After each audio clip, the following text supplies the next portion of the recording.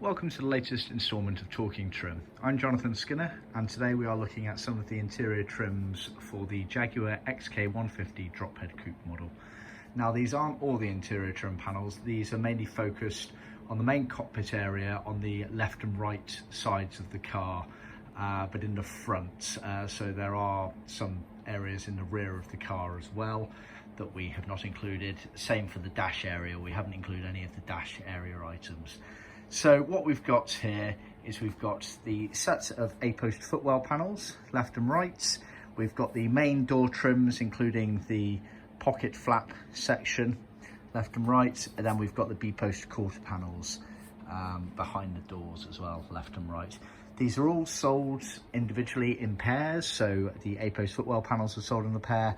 Then these four panels here, so the main door panels and the pocket flaps, are sold as a kit of four. And then the B-post quarter panels are sold in a pair, left and right. They're all included as part of our main trim kits.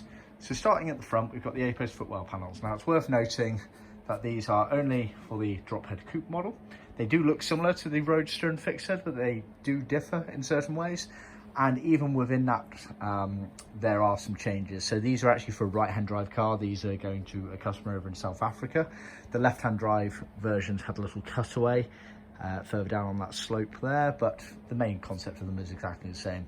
It's also worth noting that the hole cut out in the middle for the ventilation cooling is always a subject of debate and did differ. We've got this main cutout here, which you can see in this Philip Porter book is exactly like it is there. However, over the page, you'll see, I can get the light there, it's a much smaller rectangle. It's effectively to there. And he even mentions that it's actually from the same car. This is actually for a fixed head. But on the left and right sides, they did have different cutouts. So what we say, we've got the tooling for all of it. They're all cut on our CNC machine. Just send us photos of what you've got, or let us know what you want, and we will make it accordingly. But this gentleman here in South Africa has gone for the larger style opening gaps there. They are millboard panels. Then we have trimmed them in vinyl as per original. We can also do it in leather if you prefer. And we've left this flap on the bottom there. The idea being that effectively, when it's in the car, that flap sits down underneath the adjacent felt and carpet and makes for a seamless finish between it all there. It's in the millboard material, so it allows the flex like that to follow the contour of the car, which was a feature on those Jaguar XKs. So bear that in mind. Moving on to the main door panels. Like I say, on the door panels for the 150, you effectively had the main door panel, which was recessed back, and then you had an opening for the actual pocket itself, and then you had the pocket flap. So these are the door panels and pocket flaps. The door pockets are not in this video, and we do sell them separately. Again, to look, this is cut on our in-house CNC out of hardboard. It's got the pilot holes for all the fixings. It's also got the hole for the ashtray, the door slider openings, the armrests, etc. It's worth noting the ashtray wasn't always fitted on the cars. Just to give you an example here, although again, bear in mind that some of these are actually Roadsters and fixed heads, but the concept is the same. You've effectively got the ashtray there, that's on the Roadster.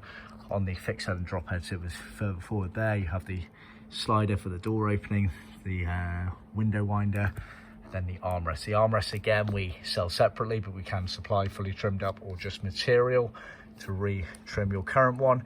And then that's the flap there. A bit easier to see on that one. The flap there that goes into the surround. The surround kit, again, is an item that's not in this video. That is a retrim kit, i.e. we supply the materials cut to size for re-trimming your original metal panels. We also include the piping in that as well, so see our website and the videos for further details. On the pocket flap, we use the correct thickness rubber piping, and it's lovely and straight, as you can see there. If I can actually hold it straight. All sewn in and then trimmed round. You see some very messy examples of that at the shows, so bear in mind that we know what we're doing with those. But then moving on to the B-post quarter panels.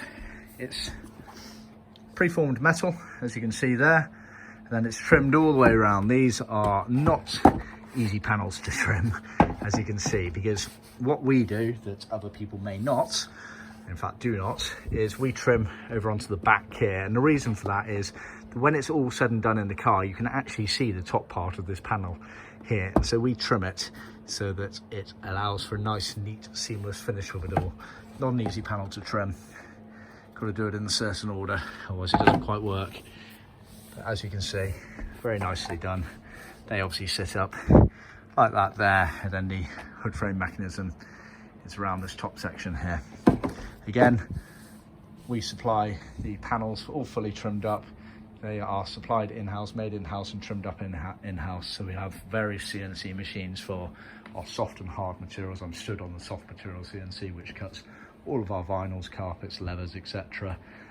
See our video for how our leather cutting machine works. It's absolutely fascinating.